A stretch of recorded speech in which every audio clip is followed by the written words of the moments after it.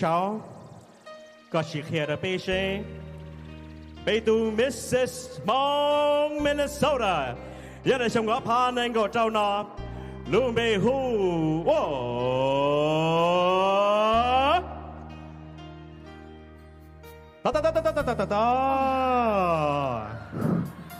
Okay, hold on. Chồng riêng, cô yêu nó mò ra nó tiền liều. Okay, nè tuần chuyên sai lo yêu mà trong công tam bảo lý nó này yo. Nè tu niệm gạo chuan ở bên mông Minnesota, lưu chia bên châu sông nó. Yo tu mua lu bên hoa. Oh, tốt trời. Nè我把着。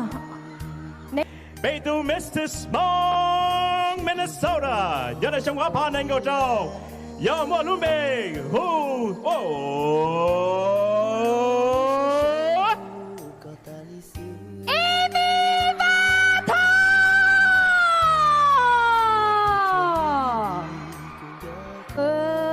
giờ rong câu hơn luôn liền luôn nhá xe nó còn nói giờ là yêu lòng mũi cho lú cỏ mỏ nè công chúa để bê tu Mrs. Mong Minnesota